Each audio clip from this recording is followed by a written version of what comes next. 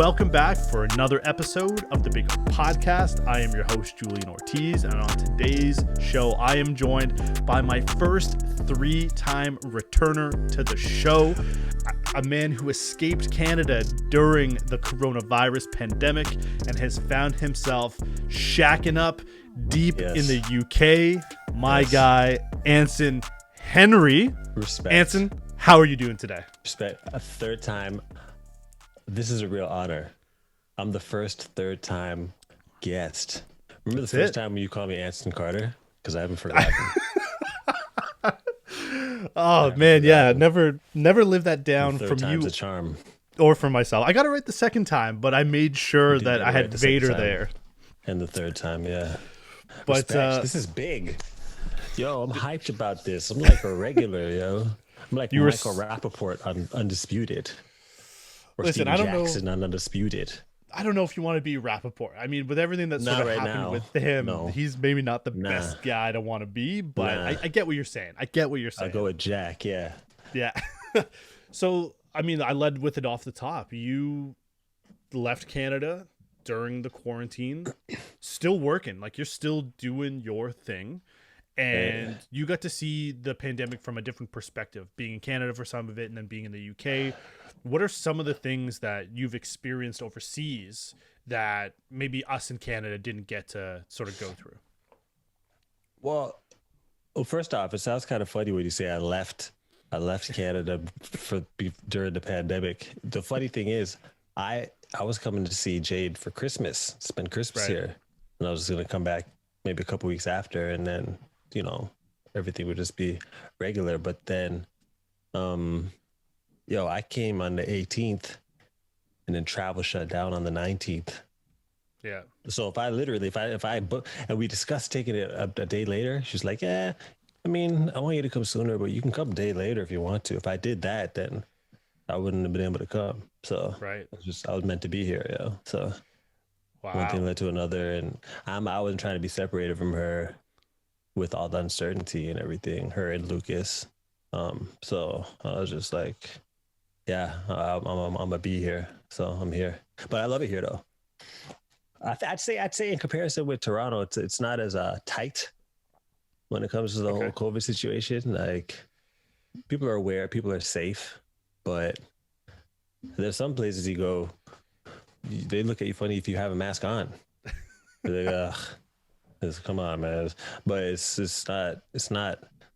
I just feel like in Toronto, it's very, from what I've heard and from what I've seen, it's pretty strict.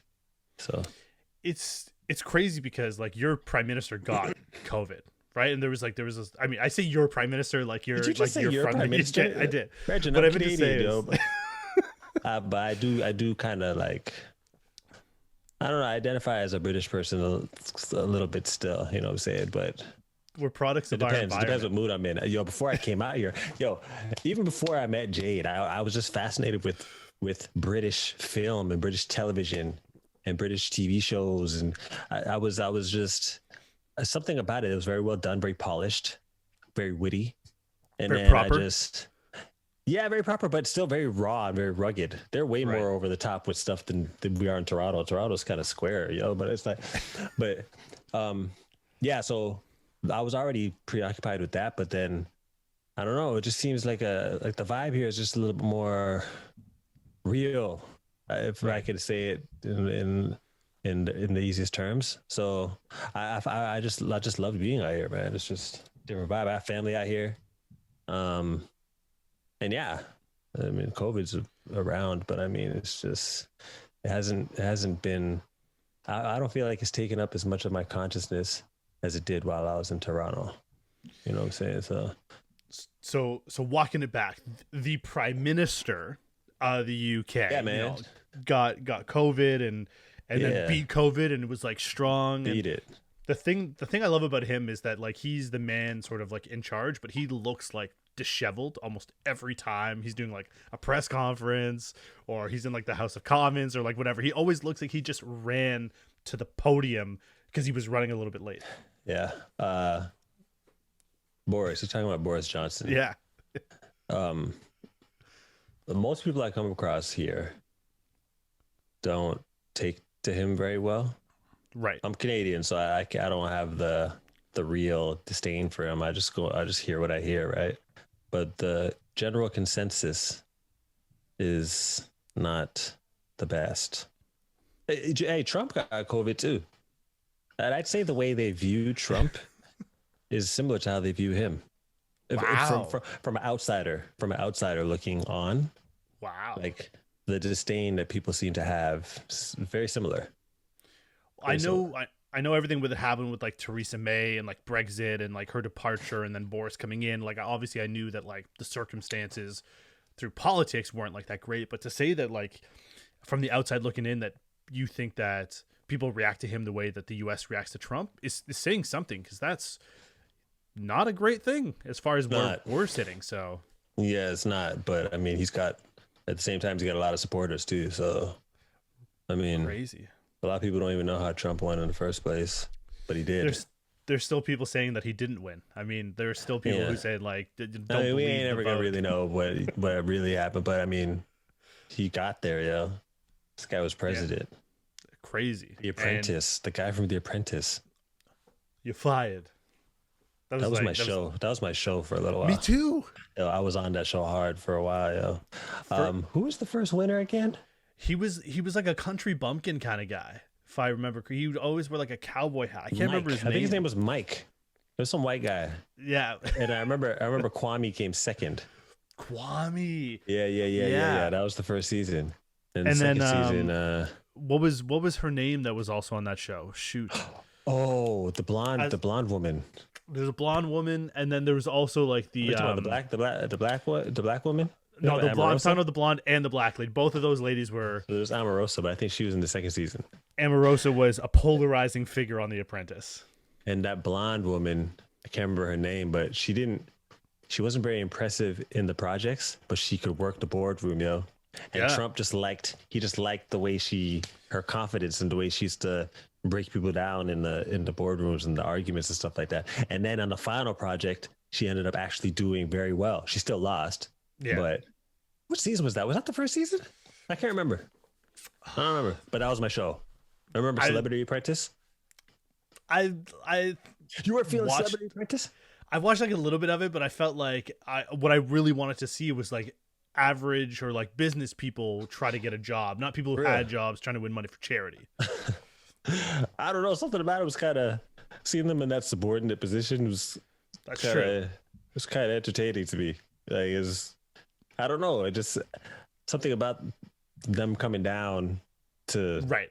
be regular, I guess, was kind of cool, you know. But No, I mean, when you talk about that dynamic, you're completely right, because these guys are running Yeah. their boardrooms and now they're like vying for a spot to try to Mhm. win, and they're Mhm. getting talked down to they're in obviously the by boardroom Trump. all nervous and shit. Like, it's like that was cool. It was cool to see the switch.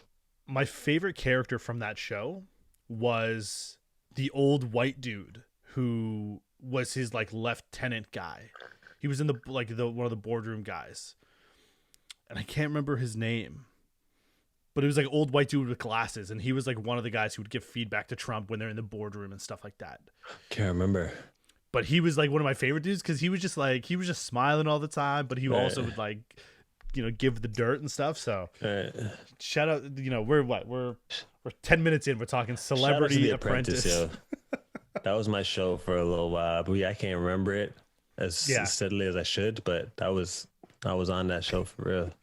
Anyways, yeah. Now, only we can go from like having an idea of what I want to talk to like just getting sidetracked off the jump with like my bad. Boris Johnson. Now we're going to Donald Trump and bad. The Apprentice. Bringing it back a little bit. Bringing it back just a little bit. We just obviously you and I big basketball fans. We just wrapped up the 2021 NBA Finals, and lo and behold, everyone's consensus number one pick to win the title in the offseason, the Milwaukee Bucks. Yeah. I mean, maybe not, unanimous or consensus number one, but the Milwaukee Bucks in 6 games dispatched, and I'm not even going to say beat, they dispatched the Phoenix Suns. Yeah. And what I would say is I actually think the Phoenix Suns, after the first 2 games, choked this series away. But as I look back at the box scores and I look back at some of the games, the Milwaukee Bucks really were the team to win this. They took it from the Phoenix Suns. Like, they earned it. What are your initial thoughts? Well, when you go from the point of potentially being able to sweep and then don't win another game, Yeah. that sucks, man. But I don't know. They really didn't have any kind of answer for Giannis, and it was perfectly set up in this new age of basketball where, everyone just stay outside and wait for the kickouts, Yeah. and no one's getting to the basket as easily as Giannis. Aside from, well, LeBron ain't even getting to the basket that easy anymore, and you got to collapse on him. Someone always open, and then it's just they were just taking advantage of that, man. In the last game, he scored 50, but I mean, he scored half of their points. But I'm just saying, like, he's a special player, man. And if he's hitting free throws, he's really a problem. I've always liked Giannis, man. I've always liked him. I'm really happy that he won. I'm really happy that he won That's one of the big first things, real right? championships after the Raptors. You just had to go there. You had to First negate the bubble. Legit Wow. championship. Okay. Since the Raptors. I thought we were I'm going to glad be cool. that the Raptors handed it off to Giannis. I like that. I thought we were going to be cool, and then you want to go down Come that on, road, man. which fine. Watching these playoffs, were you not like, okay, I'm glad to see the playoffs. I'm glad to see playoff basketball again. I mean, Were I you was not just thinking happy that? to see. I was happy to see sports return. So whether it was in a bubble or not in a bubble, I was just happy to see sports return because that's basically what we were given. There was no other choice. Would you rather have had no sports or No. bubble sports? I'm glad they played. I'm just saying, Right. like, it is what it is. Like, it's just It is what it is. The asterisk comes with it. Just no, I'm not saying there's any way around it. I'm just saying the asterisk comes with it. I love LeBron. I think LeBron's an amazing player, amazing figure. It's just, I don't want the asterisk, but you know what I want to see? I want to see on like the table where they show like winners and it's like the Larry O'B trophy beside them. Beside the Lakers, I want to see the Larry O'B, but with like Mickey Mouse ears around it. Because I think that'd be cool. That'd be like a fun way to do it, you know? Like the Disney World maybe kind of thing. Maybe. I think that'd be cool. I mean, listen, Giannis was in the big talk of the offseason. Is he going to sign with Milwaukee? Or is he not going to, right? And so when he signs, people are like, wow, he's not going to play out his contract. Their team's not any different than what they were. They were actually probably worse from when they lost Bogdanovich to what they did last year. And then all of a sudden you start to see like PJ Tucker, and then you see Connaughton start to play better. And then obviously Brook Lopez will have a game or two in the playoffs. And then Jrue Holiday. And they got Jrue. And Jrue was nice. He was supposed to be that piece, and he gets injured during the season. They're like, oh, I don't know. Is he going to be able to come back? Is he going to be the piece that takes him over the top? And when you look at just the NBA Finals and you look at the numbers of what guys were able to contribute, yes, 50 points, like 85 to 90% from the free throw line during the NBA Finals is Giannis. But you see Chris Middleton be a guy who just also put the Bucks on his back when they needed to, hitting threes, clutch free throws down the stretch. And then you got Jrue who shows up and he averaged over 8 assists a game in the playoffs and in the NBA Finals. Yeah. And you just see when you talk about a team needing a team effort to win a championship, the Bucks had it, but they also had the guys step up when they needed to and not waste a 50-point performance in a loss like we see so many times when you have that one individual star. So the Milwaukee Bucks, congratulations. My coach Bud, who was, again, is he the guy? He only took an Atlanta team that was garbage to a 50-game season. They finished first with Atlanta, fired. Comes to Milwaukee, same thing, dominates, doesn't win a championship. Is this what Coach Bud needed to be like, screw all of you? That? Yeah. That's the ultimate slap in the face, because he's proven himself, just never could get the chip, right? Now he has it. And Atlanta came up short. Yeah, but they dominated that year. They were the first place team in the East, and they were just on another level. And then they were who they thought they were. Giannis ended up coming out on the other side of that injury too, man. Because we didn't know it was going to happen after he hyperextended his knee, man. And the Bucks were still able to put some wins together without him. That was big. Sure, So 100%. they earned that, man. It was a roller coaster ride for sure. And It was a good playoffs, man. It was really when good. you look at those first two games, and we looked at, I mean, Giannis had a big game too. Like that was, he had, I think, 30 plus points in game two, but DeAndre Ayton had himself a great opening to the series, and you could really see when DeAndre Ayton is getting going, regardless of what he's doing on the defensive end, and regardless of what Giannis is doing, the Phoenix Suns are going to do well because they're Well, I not think relying on the outside shooting as much as they had to when he didn't play well. And right. that was really what happened the rest of the series. Devin Booker, hot and cold. Chris Paul, hot and cold. Yeah. They didn't hit timely shots, and the Bucks were the most consistent team in the NBA Finals. Well, I think Aiton is probably the last. You can correct me if I'm wrong, but the last legitimate traditional big man left in the league. You know what I'm saying? Yeah, That is still a factor. He got good hands. You know what I'm saying? Like he's always ready. He's always ready coming off the pick and rolls, and he's always active rebounder. yeah, I like his game. I like his game a lot, and it reminds me of 80s, 90s, kind of 2000s basketball. You know what I'm saying? for sure. Where he's still really mobile. He can still do his best against a Giannis, even though Yeah. Giannis has a slight edge on him quickness wise. But he's gonna have a good career. So Phoenix is gonna be pretty good next year. I think it all depends on how Chris Paul comes back. Yeah, He seems motivated. It's based off of the interviews I saw afterwards. Seemed upset, obviously, but of course.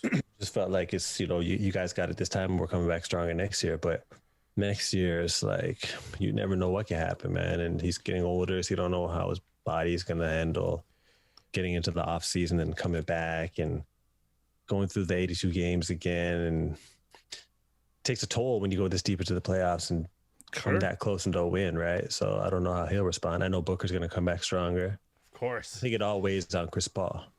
It always on And Chris Paul how Phoenix does next year. we talked about Drew Holiday, and we talked about Giannis. But one of the Said things that Drew we Hill. have, I know, Yo, Drew Hill. Yo, I forgot about that, yo. This guy said Drew Hill. oh man, Oh you know, man. when I we forgot talked, about them. you can't forget about Drew Hill, man. They had some bangers. They had a couple. It did, couple, man. They couple absolutely numbers. did. It's just dang. Drew Hill. Okay, go on. One of the things that we still don't know of. Chris Paul obviously misses time in the Clipper series due to health and safety protocol. Yeah. Never comes out whether he got COVID or if it was just a close proximity to somebody.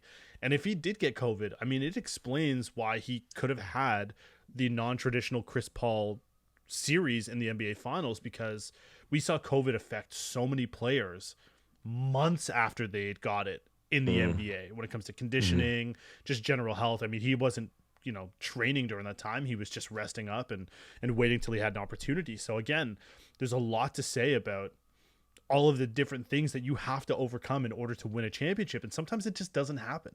If Phoenix ended up winning this championship and Milwaukee didn't, people would say, listen, Giannis got hurt, Drew got hurt, Phoenix was just, they had the momentum and it would have been okay. Yeah. But the fact that they overcame these things to win a title and to win it the way that they did, and then Giannis put the stamp in the game 6, incredible. Absolutely incredible. Yeah. Did you really think the Lakers had a chance? I mean, Did you really believe it? to put this into perspective, when I bet on football every Sunday, I never pick the Patriots to lose.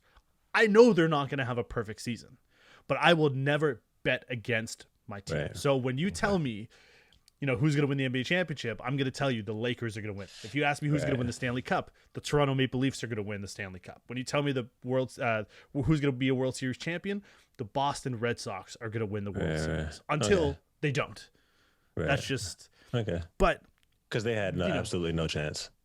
So I was wondering how you're a sports guy, so you obviously knew that. But I'm just saying that's good that you were loyal, anyways. the conversations I have with people and the conversations I have in my head are very different conversations, Yeah. So I like that. I like the loyalty aspect of it. That's good, man. to a fault, man. I'm like that too in a lot of ways. but you got to do what you got to do. Are you ready to unveil your beach bod? Well, you're in luck. Our friends over at Manscaped just launched their 4th generation performance package, which includes the Lawnmower 4.0. Complement your summer bod with a trim from the leaders in male grooming. Fellas, gone are the days where grooming our man bits need to result in any unnecessary injuries. Since I began using Manscaped's amazing products, I have completely eliminated those tugs, nicks, and hold your breath moments when trying to groom my man junk. I care about my balls remaining accident free, and you should too. So it's time to bundle up with Manscaped Performance Package 4.0. Inside this package, you'll find their Lawnmower 4.0 trimmer. This trimmer is insane and, dare I say, the GOAT of all ball trimmers? Yeah, I said it. Their 4th generation trimmer features a cutting edge ceramic blade to reduce grooming accidents, all thanks to their advanced skin safe technology, and gives you the ability to turn that 4000K LED spotlight on and off when needed for a more precise shave. Did I mention this trimmer is also waterproof? In the shower or in the wild, and from your chest pubes all the way down to your ball fro, the Lawnmower 4.0 is the best trimmer for you. The Performance Package 4.0 also includes the Weed Whacker to chop your worst weeds up top in your nose and ears. The Weed Whacker is also waterproof and uses a 9,000 RPM motor-powered 360-degree rotary dual blade system. This nose and ear hair trimmer provides proprietary skin-safe technology, which helps prevent nicks, snags, and tugs in those delicate holes. Seal the deal with Manscaped's liquid formulations. Before heading outside, use the Crop Preserver ball deodorant to keep you on your game in the heat. Then after trimming the lawn and whacking the weeds in the heat, give your beach balls a boost and use the Crop Reviver. Manscaped even threw in 2 free gifts in their Performance Package 4.0, the Manscaped Boxers and the Shed Travel Bag. Bring your comforter boxers to another level. To get 20% off and free shipping, use the code TheBigO20 at manscaped.com. That's 20% off plus free shipping when you use the code TheBigO20 at manscaped.com. Escape the shrubs and weeds this summer and shine with Manscaped. Now you being in the UK also got to experience one of the coolest events that was postponed a year but came back, and I think arguably was like one of the best events that we've ever had since returning from COVID, and that is the Euro Cup final, the 2021-2020 Euro Cup. And, you know, being in a country that was swept over by the young squad of England before we get to the results of the finals, what was the atmosphere like leading into the tournament, and then once the tournament started and they started putting W after W after W together? You know what's funny? Jade was telling me that it didn't feel like it should more times when England is, you know, moving on in a big tournament. But obviously that had a lot to do with COVID and everything. But as it got closer, like after, you know, the quarterfinal match and the semifinal match, and we started to realize that it was real. It really started to pick up here. Like we live down the street from this bar, and these people coming out of there drunk, just marching down the street, just acting like it's not 2 a.m. You know what I'm saying? And so the buildup was definitely big. Most people felt like there was going to be a riot, regardless whether they won or lost. There was no major riots, but there was obviously a lot of backlash and a lot of heat after they lost. But I wouldn't say I'm an England team fan, because I'm not. I'm obviously, I wouldn't have the same passion as if I was actually born here. You know what I'm saying? So I just wanted to see a good game. I think I put it into the universe that penalty shots happened. I wanted to see a good game all the way to the end, and I wanted the drama. If anything, I wanted them to come out on top. I wanted the drama. I didn't want them to win, especially I didn't want them to win 1-0. You know what I'm saying? I was late to get where I was going to watch the game. And not that late though. I got there in like the 7 minutes in the game, but the first goal already happened. Yeah, that's true. Pissed, yo. So then I was like, I don't want that goal to be the only goal that happens. I'm not gonna see no goal today. So then I was like, well, at least give you some drama, yo. And there was drama for sure. I And love drama penalty you shootouts. got. You Yeah. know, I played soccer most of my life, and I'll tell you right now, Really? oh yeah, I played, represented my city, my province, junior team in Canada. So I played a little bit of Really? soccer in my day. Yeah, What position yeah. you play? See, midfielder for most of it, and then towards the end, I started playing keeper. And so once I moved to keeper, I'll tell you right now, the worst thing in the world you ever want to experience is a shootout, Really? because it is the pressure's on the shooter. Yes. 100%, right? Like the Right. pressure is on the That's shooter what I would to. think. Yeah. However, when you're on that island one on one with somebody, even though the pressure's not on you, you still, you know, even though you're not supposed to make the save, when they score, you still feel it as if, Right. you know, it was your job to stop it. And so it's one of the most heartbreaking. I've been luckily on the positive end more often than not of those, Right. just like doing that crazy arm and shifting side to side, trying to play mind games with people. But when you lose in a shootout, it hurts. It really, really hurts. I can imagine. I rate goalkeepers, yo. Because they have a separate responsibility on themselves. They can make or break a Yeah. game. They can win a game for you. They can lose a game for you, and you're not like the other guys. Yeah. You use your hands. God damn it. Everyone else is using their feet. So that's the one big opposite right there. You're just a different. You're on the team, but you're just different, man. Kind of like that. Look, I think that's kind of cool. look no further than the team I cheer for, and that's Spain. Their goalie literally put them behind 2 times with the most ridiculous decision making that you could have asked for. I ain't even Like a see ball. those. Yeah, so one was like the left back like chips a ball back, came back with a little too much pace, and on net. Usually, when you pass back to the goalie with pace, you want to move it to either side of the posts, but he just completely like muffed the ball. They're down 1-0. They end up losing that game, and then there was another one, and it was a surprise that he even made the team because obviously Spain has had some great goalies. David De Gea was the guy who was supposed to make the team. He didn't even get put on the squad. We got this other guy, and so Yeah. I get what you're saying. Goalies can make or break a game, and with England, they had the most consistent keeper next to the Denmark goalie. Yeah. And so it was it was definitely a tournament I loved watching. I was glued. I watched every game that I possibly real? could. That's Oh yeah, good. 100%. They were on at a decent time, and I'm home from work because I just had a son 2 months ago, and so I've been watching every game, and it was Did you was tell me an that amazing already? time. Did you tell us that already? I feel like you haven't. Yeah, I feel like I think last time I spoke to you was probably like no, I did right after we had him. I sent you some pics in our group chat. You, me, and Vader. You gotta go check it out. Yeah, Where on Instagram? on Instagram. I missed those, but congratulations, man. Thank you, huge. sir. Yeah, It's huge, man. Son, huh? 2 girls and a son, and now we're closing up shop. Now it's time to It's a good number. yeah. Three's good. Three is what we wanted. 3 is what we got. Whether it was another girl or boy, we were content with having 3 kids, and now I know why people don't go for 4. I think I understand now. But it's been an experience, and obviously during COVID that changes a lot of things as well, right? So there's so much going on with that. But my son and I were attached. We watched all of the Euro Cup together, and That's so wicked. hopefully he'll have some soccer Absolutely. imprinted into his DNA there. Yeah, for sure.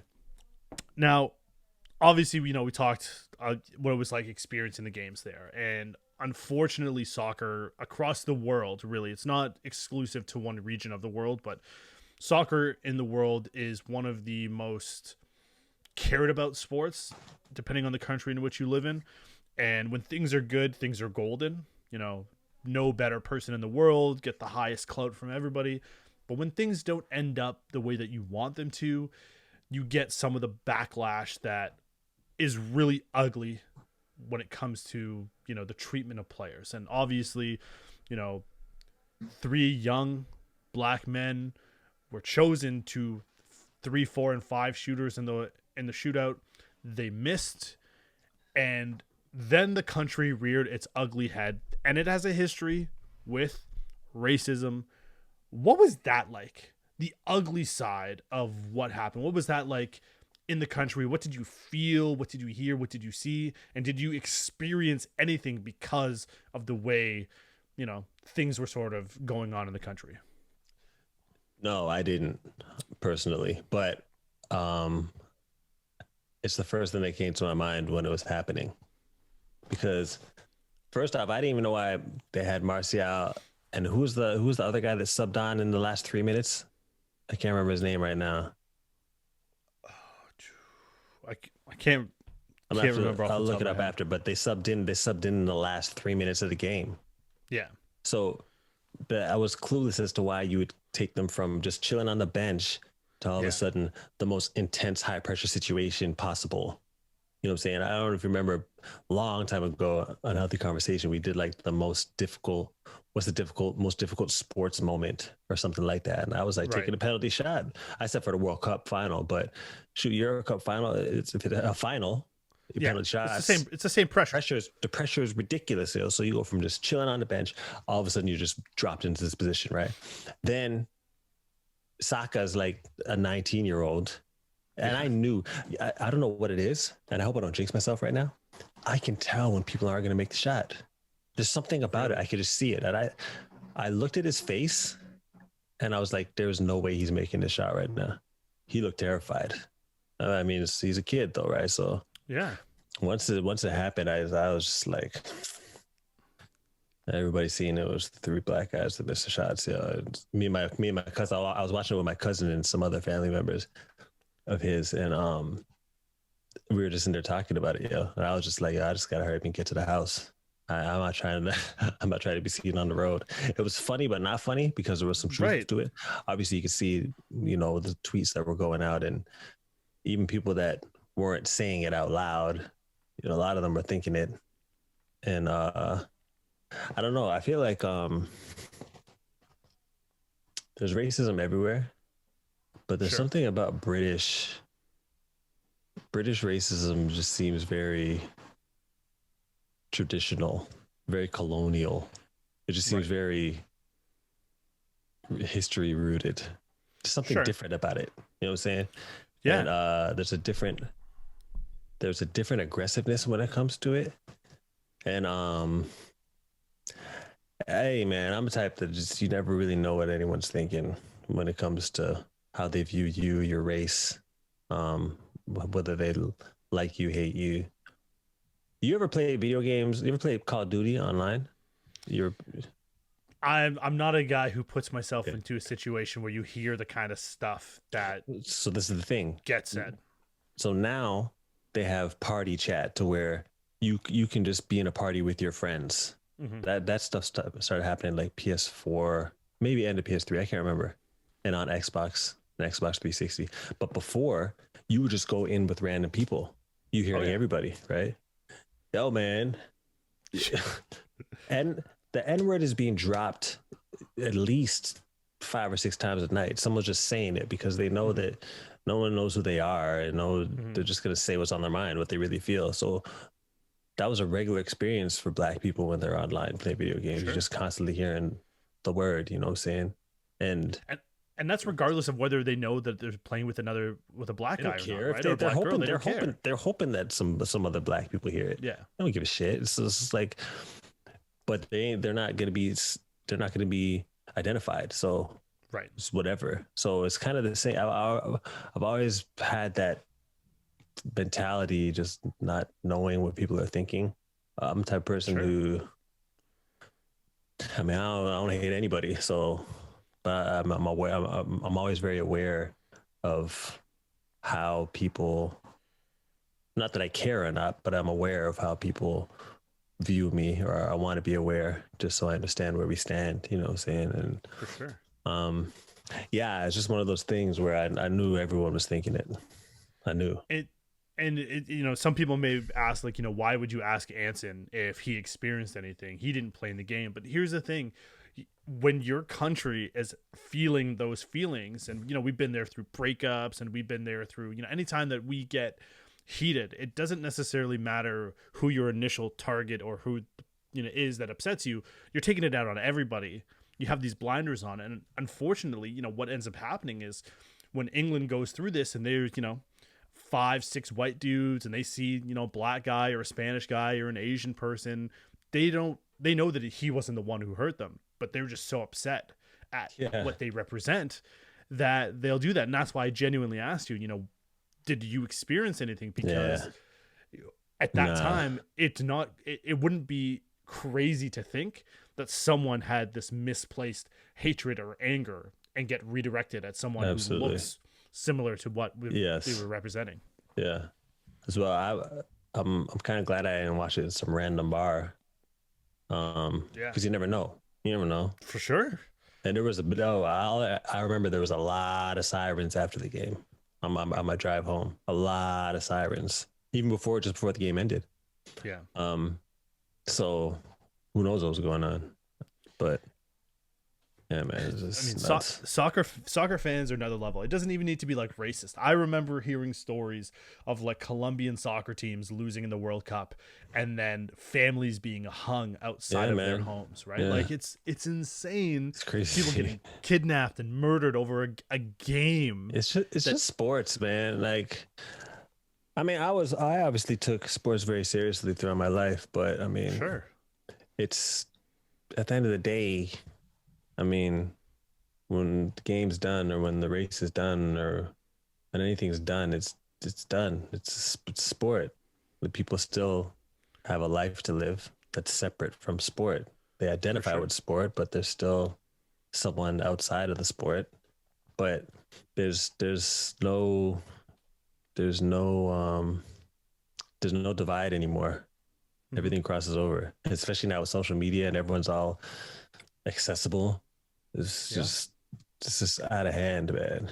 It's just out of hand. People will say whatever they want now, and it's just they can actually touch, not physically, but they can actually have impact on someone they would never even get close to. For sure. Whether it's a celebrity, whether it's a basketball player or a football player, now you can actually touch somebody, man. So it's like. And you can actually do it physically sometimes, because if someone's tweeting where they are, or where someone's going to be, because of social media, you can make sure that you are in that exact same place. It's true. It's crazy. I seen a tweet that Idris Elba put out the other day about people being verified on Twitter or on social media. Yeah. And Idris Elba, the actor, of course, man who beat COVID. Yeah, that one. He was one of the first ones, the first famous person to get it. Yeah, it was, but anyways, he put a tweet out, or a picture in a tweet of his words that he wrote. And he was saying basically that everyone should be verified on Twitter, not just celebrities, everybody, because there's a lot of people on Twitter or Instagram that are it's either a bot or someone just having a burner account just so they can say whatever nonsense they want to say.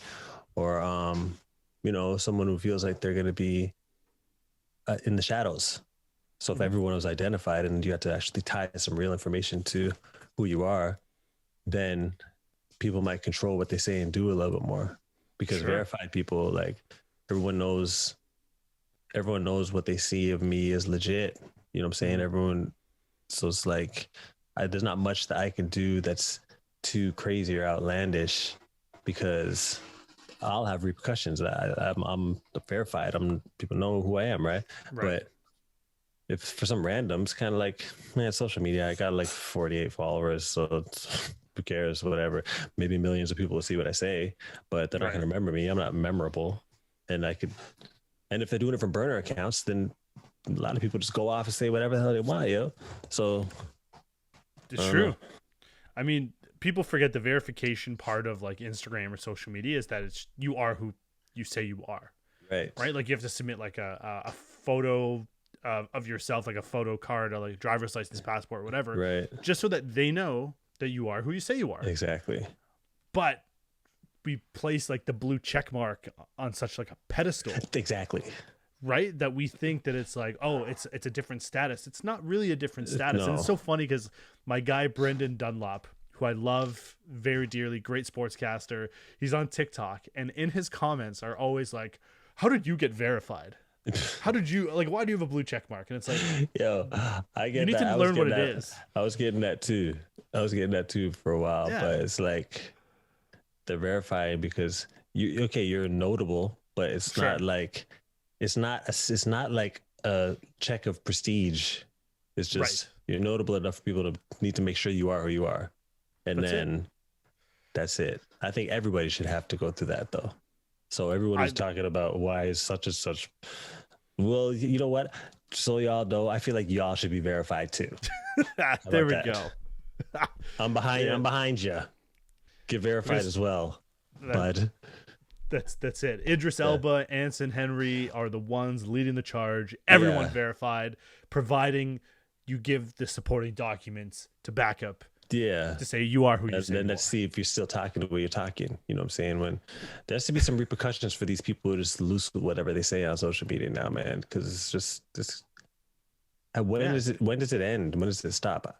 I don't. I, I don't really care if people don't like me, but right. most people can't stand that. Most people, it kills them if Yeah, to be not liked or to be hated. right. Imagine thousands of people that just hate you, yo, or got some shit to say about you, or some just talking about your flaws, or talking about a mistake you made, or some game you lost, or I don't know what they think of your wife and kids, and it's like what?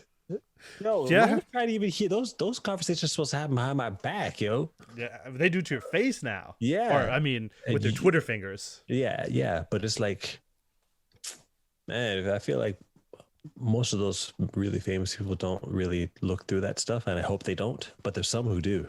Sure. But it's just, come on, man, it's getting crazy right now. So I wanted to obviously, you being a former athlete, Olympic athlete, Commonwealth athlete, like you have represented your country at the highest of levels, and I want to get your quick sort of thoughts on where by the time this episode drops we'll actually be starting the Olympics. The Olympics have finally come. They will be beginning with an opening ceremonies. They've actually already started with some events, Right. but leading into a game like this, and you did a great documentary with Andre DeGrasse, leading into Respect. this Olympics, what, for anyone who hasn't seen, what were his feelings and thoughts and training like getting ready for an Olympics that may or may not actually happen? Well, there was a stage during the pandemic where he didn't even know. He just didn't know what was going to be next. Like he wasn't one of those people that were doing crunches in the living room or trying to figure out how to do some runs from the bathroom to the to the kitchen or whatever. He wasn't one of those people. You just say, "Oh, we can't do nothing right now." So it was kind of like, "Yo, we gotta an Olympics coming up, and I'm not even training. I don't even know what's next." So Right. there was that uncertainty there, but I think there was something a lot of athletes had to deal with is the fact that the Olympics is a big part of their shoe contracts. So whether it's the bonuses you're supposed to get or whether you have an option year coming up, and a lot was riding on what you had to do at the Olympics, there was a lot of anxiety built up because of that, because of the way track's set up is so dependent on the Olympics and Olympic results, and even making sure you go to the Olympics is kind of like a lot was riding on it. So technically, if you don't go to the Olympics, technically you didn't make the Olympic team, and technically they don't have to pay you a certain amount of money because you didn't fulfill this aspect of your contract technically. Right. So a lot of athletes were kind of like, well, what the heck's going to happen next? You know what I'm saying? So, I mean, there's that uncertainty to deal with, but, as things started to open up and, the new date came out about, July 23rd, 2021, it's happening. And, being reiterated time after time that the games will happen no matter what. what's going on with the pandemic and just it's happening. Um, athletes kind of found solace in that. And he was one of them. Like once things started to open up and he got to train again, then he got back on track. But I think it was just good for him um, to see some hope. Right. All they needed was a little bit of hope. You know what I'm saying? But he had some other responsibilities that were coming up too. He just had Neo's pregnant. So things kind of changed from, only just thinking about the Olympics to the fact that, he's got a kid coming and he's got to try and figure out how things are going to pan out with the pandemic and having a child. And that obviously bringing a child into the world during this time. So, Of course. Ultimately it shifted to what should be the priority. But now he's just, baby's born, baby's healthy. And now it's all eyes on Tokyo, man. So he's literally off to the races. Yes, he's literally off. So where he was just the dude just laying on the couch, just bewildered. Yeah. He's far from that now. Yeah. So, yeah. He's as Kobe Bryant once said, he is the same animal but a different beast. Yeah. Yeah. The late great Kobe Bryant. Yeah. Mamba. Yeah. And I was just talking to someone the other day about. I wasn't a huge Kobe fan while he was alive. I became a fan after he was done, and I was just saying, like, he's just someone I wish was still alive, man. I think it would be cool to see him, and his transition out of sport was so smooth. I admired that. But yeah, I mean, we keep going up on tangents, but I'm just saying, Kobe, even the way how Kobe felt about this upcoming Olympics, I'd be interested. You know what I'm saying? I think his second chapter was going to be as great or greater than what he did in the NBA. Yeah. And when I say that with like the Mamba Academy, when I say that with how he was helping Team USA women's basketball, the ascension of Gigi, and the fact that she likely, if everything bars out, she's going to be in the WNBA. And now you have a major ally, a face of the NBA, now being the face or helping elevate the WNBA. I think the second chapter was going to be just phenomenal. Man. Would have been crazy. Sometimes things just aren't meant to be. It's crazy. Well, I mean, he lives on like no other athlete I've seen this past. So, and he loved track. I remember he came specifically to the track to watch the 100 to see Bolt, and they interviewed him after. It was in 2012. They interviewed him. Was it 2008, 2012? I mean, 2008. I obviously wasn't watching it, but I feel like when I came back, I watched it. But I can't remember. But he was just talking about how fascinated he was with Bolt, and how he came particularly to watch the 100 and see Bolt run, and he loved track, man. So, we had a lot of attention from celebrities this year. With Sha'Carri and everything, which would have been cool at the Olympics. But I think it was cool to just see him, people in other sports at that level showing appreciation for track, because obviously it's a sport that I feel like it's a sport that the IOC holds on to very tight, because when you think track, you think Olympics. And that's very valuable, because track could be popular without the Olympics.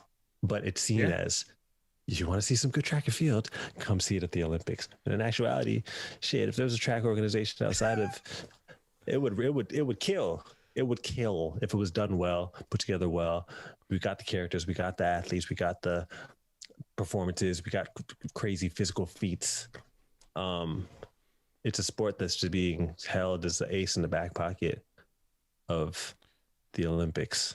But it's only a matter of time, man. It's a matter of time. I mean, you have world championships, you have all of these events that do take place, but you're completely right. For whatever reason, track and field every 4 years is what people care about. You could win 3 world championships, and in the track community, you are the GOAT of GOATs. Yeah. But if somebody beats you in that 100-meter dash at the Olympics on the grandest stage, they're the only one who matters. I know. And crazy. I'm just snapping out of that now. The athletes are... in our last episode, we actually really dove into this. Just the fact that athletes are they're so consumed by the Olympics and what it means to them in their career and how they identify with it. And it's just a crazy ideology that athletes have, that Yeah. the Olympics is the dream. It's Yeah. the dream for a track and field athlete. And I think it's for the betterment of the sport in the future. We got to snap out of that, because every 4 years isn't gonna be enough for the sport to maintain.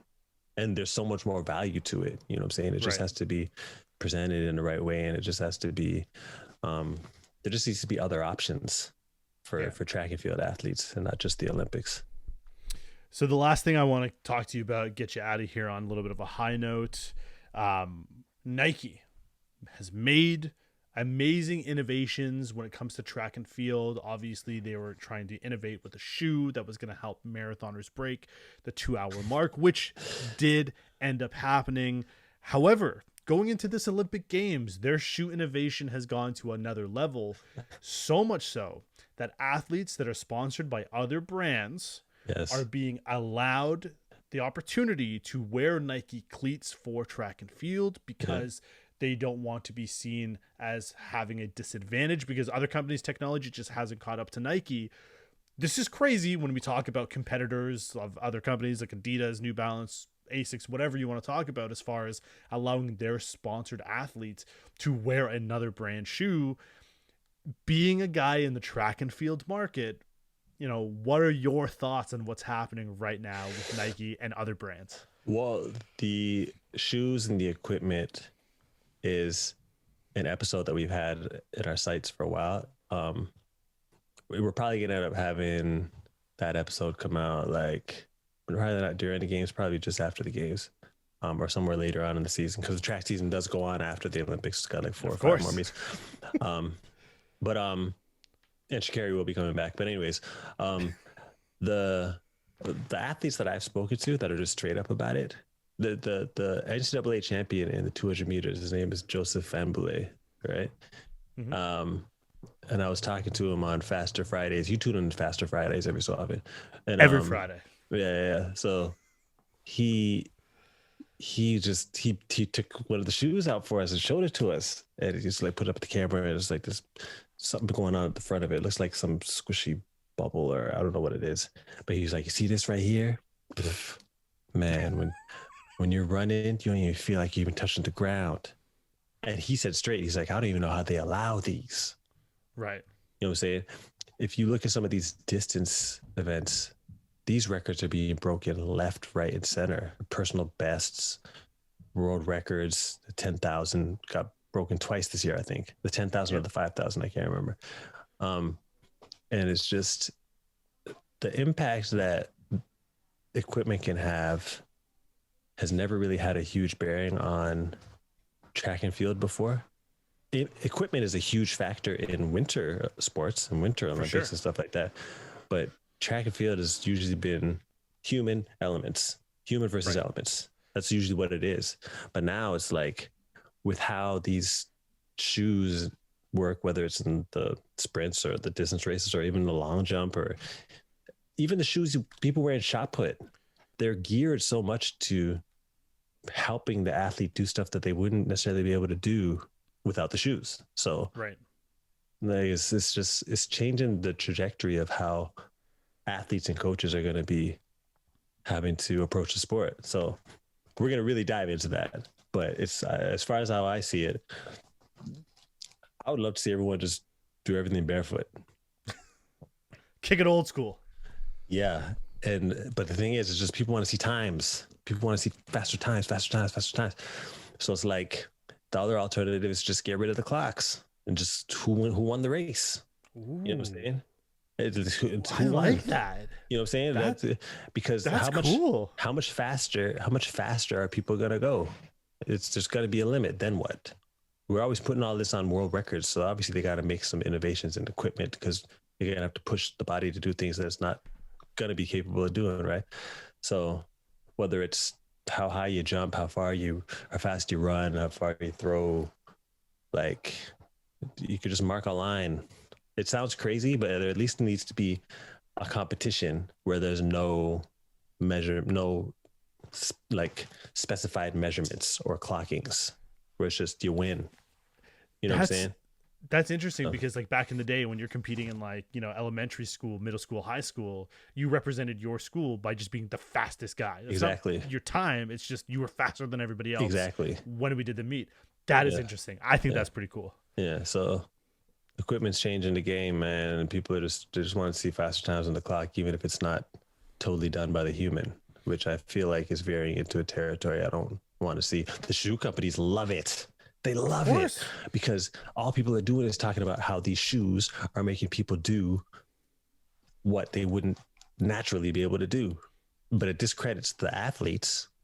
Mm-hmm. And I don't like that aspect of it because it's taken away from the actual talent of the athlete. And people are going to be like, well, they got the shoes on. At least track aficionados are going to be like, well, look at the equipment they got on now. You know what I'm saying? But shoot, people are just trying to see these feats, man. And it seems like Nike's always been in that conversation because I can think back now to when Vince Carter was wearing the Nike Shox before he moved to, or either after he came from AND1 or before he went to AND1, and everyone rushed out to get the Nike Shox for basketball shoes, which terrible basketball shoe from someone who played basketball and we just tried to wear those one time. Right. But the idea was that you could get bounced because everyone thought that like when you had these Shox, they were going to be springs, right? Not absorption, right? Springs, right? And so, Nike just continuing to kill it. Man. And to your point, they're not just beating world records with these distance races; they're obliterating these records. Yeah. And it's interesting. I'm with you. I'm out on the barefoot races. I'm in the first person to the finish line wins. Yeah, I'm over exaggerating on just the people versus elements aspect of it, but I'm just saying we got to stay within reason. You know what I'm saying? Sure. They're getting out of hand with this stuff. Yeah. Listen, Anson, thank you for joining me today. Third time, absolute charm. People wanted to hit you up on social media and see where those check marks, those verified check marks are. Where can they find you? You're a funny guy, man. Anson_Henry on Instagram, and there's just Anson Henry on Twitter.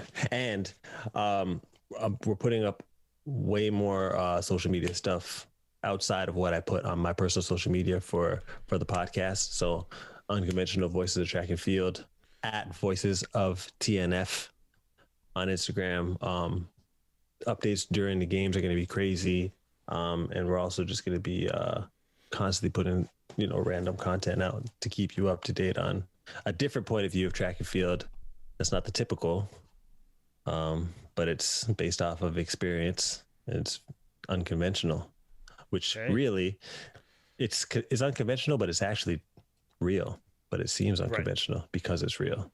You know what I'm saying? So, yeah, man. I like it. Listen, make sure you check out Healthy Conversations live Sunday nights on Twitch. Yeah, man, we're still doing that. Yeah. Unconventional Voices. That's it. Unconventional Voices of Track and Field, available wherever you get your podcasts. As well, the Big O Podcast, available Apple Podcasts, Spotify, Google Podcast, or wherever you get your podcasts, with full video episodes up on YouTube. You've been having some serious guests, man.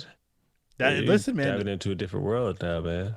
We're doing big things, and it's because of guests like you where we can have these conversations. 3 times, dude. Three times. But you know what? When I look at the rundown sheet of what I wanted to talk about, we could easily bang out a 4th episode just on what we didn't hit. Let's do today. it, man. So we're gonna have to. We're gonna have to bring you back. All right.